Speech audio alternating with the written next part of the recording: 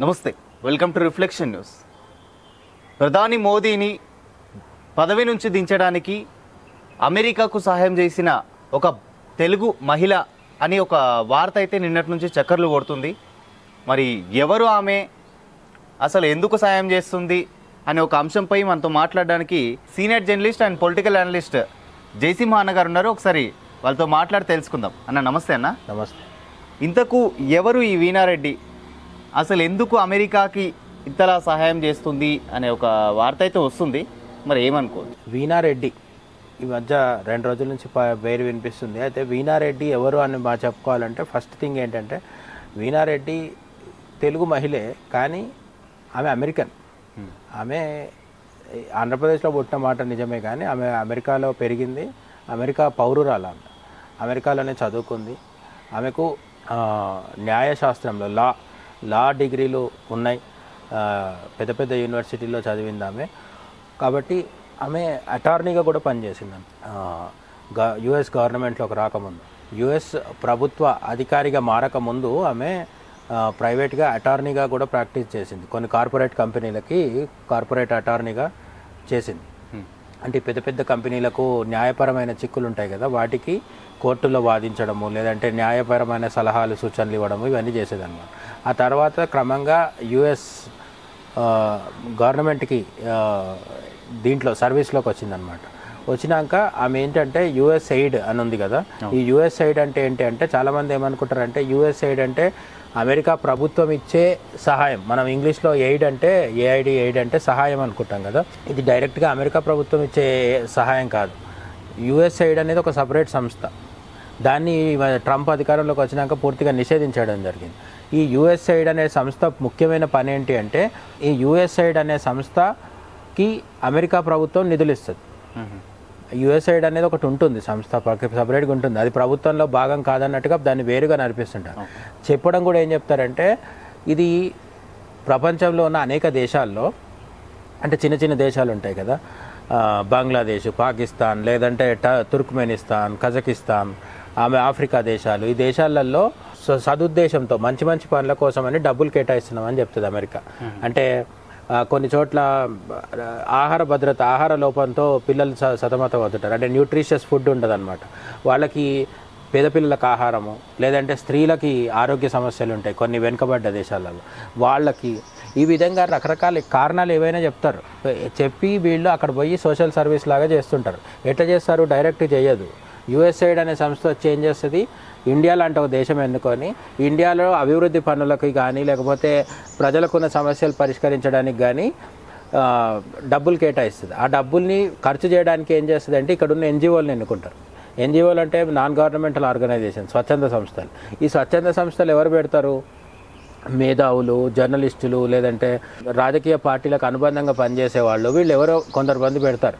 వీళ్ళందరూ కూడా సాధారణంగా ఎన్జిఓల పని ఏముంటుందంటే, విదేశాల నుంచి డబ్బులు తెచ్చుకొని ఇక్కడ ఏదో చేస్తున్నామని చెప్పి చూపించేసి బురిడి కొట్టించి, చాలా వరకు అత్యధిక ఎన్జిఓల పనిదే. ఎన్జిఓలు అందరూ దొంగలు అని నేను చెప్పట్లేదు, కానీ ఇప్పుడు ఆర్ఎస్ఎస్ అంటాం కదా మనం, అందరూ ఆర్ఎస్ఎస్ మీద పడేడుస్తుంటారు కదా. అసలు ప్రపంచంలో అతిపెద్ద ఎన్జిఓ ఆర్ఎస్ఎస్ఏ, నాన్ గవర్నమెంటల్ ఆర్గనైజేషన్. స్వచ్ఛంద సేవా సంస్థల్లో ఆర్ఎస్ఎస్ అతిపెద్దది. ఆర్ఎస్ఎస్ ఎక్కడ కూడా నేను మత సంస్థ అని చెప్పుకోలేదు. కాబట్టి ఆర్ఎస్ఎస్ కూడా ఎన్జిఓనే. కానీ ఈ చిన్న చిన్న ఎన్జిఓలు వేరే వాళ్ళు పెట్టేవి ఏం చేస్తున్నాయంటే, అమెరికా నుంచో, యూరోప్ నుంచో, ఎక్కడి నుంచో డబ్బులు తెచ్చుకొని, సోరోస్ నుంచో, ఫోర్డ్ ఫౌండేషన్ నుంచో డబ్బులు తెచ్చుకొని వీళ్ళు కొంత డబ్బు తినేసి వాడికి వీడికి హెల్ప్ చేస్తున్నా అంటారు. వీళ్ళు పైకి చెప్పేది ఒకటి, పేద ప్రజల ఆరోగ్యం అంటారు, పేద ప్రజల చిన్న చిన్న పిల్లల విద్య నేర్పిస్తున్నాం అంటారు. ఇవన్నీ పైకి చెప్పడానికి అందంగా ఉంటాయి, కానీ లోపల ఈ ఎన్జిఓలు చేసేది ఏంటంటే మత మార్పిడికి సహాయపడము, అమెరికా కోరుకున్నప్పుడల్లా ప్రభుత్వ మార్పిడికి సహాయపడము, ప్రజల్లో అసంతృప్తి రాజేసి. ఉదాహరణకి అణువిద్యుత్ ఉత్పత్తి కేంద్రం పెట్టాలనుకున్నారు ప్రభుత్వం, దానికి వ్యతిరేకంగా పోరాటం చేయాలంటే ఇట్లాంటి ఎన్జిఓలు అందరూ రంగంలోకి దిగుతారు. ఈ మధ్య కాలంలో కూడా మన దగ్గర దామగుండంలో కేంద్ర ప్రభుత్వం వచ్చి ఒక ఇది మొదలు పెట్టింది, ఒక డిఫెన్స్కి అంటే రక్షణ రంగానికి సంబంధించిన ఒక పెద్ద కార్యక్రమం పెట్టింది అక్కడ. దాన్ని వ్యతిరేకించింది కొందరు. ఎందుకు వ్యతిరేకిస్తున్నారు ఈ యూట్యూబర్లు, ఎన్జిఓలు అంటే, కొందరు జెన్యున్గా వ్యతిరేకిస్తారు, అందులో నష్టం ఉంది అది ఇది అని అనుకుంటారు వాళ్ళు. కానీ కొన్నిసార్లు ఏ నష్టం లేకున్నా ప్రజలకు మంచి జరిగేదాన్ని కూడా అడ్డుకుంటారు. ఎందుకు అడ్డుకుంటారు? అప్పుడు నరేంద్ర మోడీ గుజరాత్ ముఖ్యమంత్రిగా ఉన్నప్పుడు నర్మదా ఆందోళన అని ఒకటి రోజు నడిచేది, కొన్ని ఏళ్ల పాటు నడిచింది. ఏంటి, నర్మదా నది డ్యామ్ ఎత్తు పెంచి ఇంకా కొంతమంది ప్రజలకు ఎక్కువ తాగునీళ్ళు సాగునీళ్ళు ఇస్తానని నరేంద్ర మోడీ ఒక సంకల్పం చేశారు. ఎప్పుడైనా సరే ఒక డ్యామ్ యొక్క ఎత్తు పెంచినా లేదంటే ఒక కొత్త డ్యామ్ కట్టినా సరే, ఇప్పుడు పోలవరం, కాళేశ్వరం ఇవి కడితే కూడా కొన్ని ఊర్లు మునిగిపోతున్నాయి, అక్కడ ఉన్న గిరిజనులకు ఏదో నష్టం అవుతుంది అని చెప్పి ఒక ఫేక్ ఎజెండా పెట్టుకొని, ఆ ఎజెండా అడ్డం పెట్టుకొని నర్మదా ఆందోళన చెప్పి కొన్ని రోజుల పాటు బతికేసింది కొంతమంది. వీళ్ళందరికీ ఎక్కడి నుంచి డబ్బులు వస్తాయి? మనకు రోజు ఉద్యోగం చేసుకొని ఇంటికి వెళ్ళకపోతే డబ్బులు సరిపోవట్లేదు కదా. మరి ఈ ఎన్జిఓలు పెట్టుకొని తిరిగే వాళ్ళు ఎట్లా లైఫ్ స్టైల్? మళ్ళీ కారు ఉంటుంది, సెల్ ఫోన్ ఉంటుంది, సొంత ఇల్లు ఉంటాయి, ఫారిన్ ట్రిప్స్ చేస్తుంటారు, క్వాలిటీ మద్యం తాగుతుంటారు. ఎక్కడి నుంచి వస్తున్నాయి అంటే అమెరికా లాంటి దేశాలు స్పాన్సర్ చేస్తాయి. వాళ్ళు ఇచ్చే పేరు ఒకటి, దాన్ని ఖర్చు పెట్టేది ఒకటి. అట్లా ఈ యుఎస్ఐడ్ ఏం చేసిందంటే భారతదేశంలో ఓటర్ టర్నౌట్ అంటే ఏంటి, పోలింగ్ బూత్కు వచ్చి ఓట్లు వేసే ఓటర్ల సంఖ్యను పెంచడానికి $21 మిలియన్ కేటాయించింది. ఎవరు? యుఎస్ఐడ్ ద్వారా. యుఎస్ఐడ్ ద్వారా అమెరికా ప్రభుత్వము $21 మిలియన్ మనకు భారతదేశంలో ఓటర్ల సంఖ్య పెంచడానికి ఇచ్చిందన్నమాట. ఓటర్ల సంఖ్య పెంచాలని అమెరికాకి ఎందుకు అంత కుతూహలం? ఇప్పుడు ఈ విషయం ఎక్కడ తెలిసింది మనకి? ఎవరో వాళ్ళో వీడికి చెప్పింది కాదు, ట్రంప్ చెప్పిండు డైరెక్ట్గా. డొనాల్డ్ ట్రంపే చెప్తున్నాడు. ఎందుకు చెప్తున్నాడు అంటే జో బైడెన్ చేసిన పాపాల్లో ఇది కూడా ఒకటి అనమాట. జో బైడెన్ అంటే ట్రంప్కి పడదు కాబట్టి ఇప్పుడు అన్ని ఆరాధి బయటికి తీస్తున్నాడు. యుఎస్ఐడ్ అనే ఒక సంస్థను అడ్డుపెట్టుకొని జో బైడెన్ $21 మిలియన్ కేటాయించి భారతదేశంలో ఓటర్ల సంఖ్య పెంచాలనుకున్నాడు, ఓట్లు వేసే వాళ్ళ సంఖ్య పెంచాలనుకున్నాడు.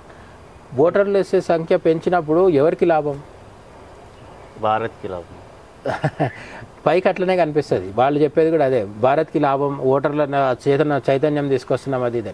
వాళ్ళ ఉద్దేశం ఓటర్లు బాగుపడాలి, దేశం బాగుపడాలని కాదు. ఈ ఓటర్లు పెద్ద సంఖ్యలో వచ్చి ఓటేస్తే మోడీ ఓడిపోతాడు. వీళ్ళు తెచ్చి ఓట్లు వేయించే వాళ్ళు మోడీకి అనుకూలంగా ఉండే ఓటర్లు కాదు. యుఎస్ఐడ్ ద్వారా వచ్చే డబ్బులు మోడీకి ఓటేస్తామనే ఓటర్ల దగ్గర పోవు, మోడీ వ్యతిరేక ఓటర్ల దగ్గరికి, మోడీ వ్యతిరేక ఓటర్లతో కలిసి పనిచేసే ఎన్జిఓల దగ్గరికి వెళ్తాయి అన్నమాట. సో ఇప్పుడు వీళ్ళకు మోడీని దించేయాలి. మోడీని దించేయాలంటే ఎవరితో కలిసి పనిచేయాలి? కొన్ని ఎన్జిఓలు, కొందరు జర్నలిస్టులు, యూట్యూబర్లు, ఇటువంటి ఒక గ్యాంగ్ ఉంటుంది. ఈ యాంటీ నేషనల్ గ్యాంగ్ అందరితో కలిసి అమెరికా యుఎస్ఐడ్ పనిచేస్తుంది. పనిచేసి వాళ్ళకు డబ్బులు ఇస్తుంది. ఆ డబ్బులు ఇచ్చిన వాళ్ళు రోజు కూర్చొని, వాడు ధ్రువరాటి అవ్వచ్చు, ఇంకోటి అవ్వచ్చు, ఎవరైనా అవ్వచ్చు, వీళ్ళందరూ ఏం చెప్తారు? మోడీ తప్పు చేస్తున్నాడు అని రోజు చెప్తుంటారు. మన దగ్గర కూడా ఈ మధ్యకాలంలో ఒక పెద్ద స్టార్ యూట్యూబర్ తయారయ్యారు కదా, ఆ మేడం కూడా రోజు చెప్తుంటారు అదైంది ఇదైంది అని చెప్తుంటారు. ఇది వీళ్ళు ఎందుకు చెప్తున్నారు? నిజంగా మోడీని వ్యతిరేకించే వాళ్ళు జెన్యున్గా ఉంటారు, నేను ఎవరిని కాదనట్లేదు. కానీ 1%, 2% వదిలేస్తే మోడీని వ్యతిరేకిస్తే లాభం పొందే వాళ్ళు ఎక్కువ మంది ఉన్నారు. మోడీని దేశ సంక్షేమం కోసం విమర్శిస్తే సంతోషం, కానీ మోడీని విమర్శించడమే ఒక బిజినెస్ అయిపోయింది అనమాట. ఈ బిజినెస్కి స్పాన్సర్స్ ఎవరంటే యుఎస్ఐడ్. సరే, ఇక్కడ దాకా తెర వెనుక కార్యక్రమం అర్థమైంది. ఇదంతా ట్రంప్, ఇలాన్ మస్క్ కూడా చెప్తున్నారు. కానీ యుఎస్ఐడ్ ఇవ్వాలనుకున్న డబ్బులు ఇండియాలో ఉన్న ఎన్జిఓలకు ఇవ్వాలి. మరి మధ్యలో ఎవరు ఉండాలి అంటే? మరి వీరికి అంటే ఇప్పుడు ఒక వీణారెడ్డి అనే ఒక వ్యక్తి ఎవరైతే ఉన్నో ఆమె ఉంది కదా, ఆమెకి మెయిన్గా అసలు వీళ్ళతో సంబంధం ఏమనుకోవచ్చు అంటే యుఎస్ఐడ్కి వీణారెడ్డికి అసలు సంబంధం ఏంటి? ఇంత స్టోరీ చెప్పింది అందుకే. ఇప్పుడు యుఎస్ఐడ్ వాళ్ళు మన దేశంలో ఉన్న ఎన్జిఓలకి, యూట్యూబర్లకు, ఇంకా ఇతరత్ర గ్యాంగ్కి అందరికి డబ్బులు ఇవ్వాలనుకున్నప్పుడు మధ్యలో ఒక వ్యక్తి కావాలి, ఆమె వీణారెడ్డి. అయితే ఇదంతా అధికారికంగా ఏం జరగదు, మన కళ్ళ ముందు కనిపించేదంతా అఫీషియల్ గానే ఉంటది. కానీ తెర వెనుక మాత్రం మీరు మోడీకి వ్యతిరేకంగా ఓట్లు వేయించండి అనే పని చేస్తుంటారు. వీణారెడ్డి ఆ పని చేసింది అని ఇప్పుడు అనుమానం, ఇక్కడ ప్రూవ్ అవ్వలేదు ఇప్పటి వరకు, లీగల్ గా ఆమెను ఎవరు ప్రూవ్ చేయలేదు. అయితే అసలు వీణారెడ్డి ఎవరు అని కదా క్వశ్చన్. వీణారెడ్డి ఎవరంటే యుఎస్ఐడ్ వాళ్ళు అనే సంస్థకి ఇండియా మిషన్, అంటే ఇండియాలో జరిగే కార్యక్రమాలన్నిటికీ ఆమె హెడ్ అనమాట. ఎప్పుడు 2021 నుంచి ఎప్పటి వరకు 2024 వరకు. 2024 మేలో ఏమైంది? జూన్ 3వ తేదీన ఏమైంది? నరేంద్ర మోడీ 3వ ప్రధానిగా ప్రమాణ స్వీకారం చేశారు. ఆయన ప్రమాణ స్వీకారం చేసిన నెల రోజుల్లోనే ఈమె ఇంటికి వెళ్ళిపోయింది. 21లో వచ్చింది కరెక్ట్గా. 2019లో 2014 అయిపోయింది, 2019 అయిపోయింది, మోడీ గెలిచింది కదా. 2019 తర్వాత 2021లో ఈమె వచ్చింది. అంటే 21 నుంచి 24 వరకు పనిచేసి మోడీని దింపేద్దామని అనుకొని ఈమెను పంపించిన తర్వాత ఈమె తన శాయశక్తిలో ప్రయత్నం చేసింది.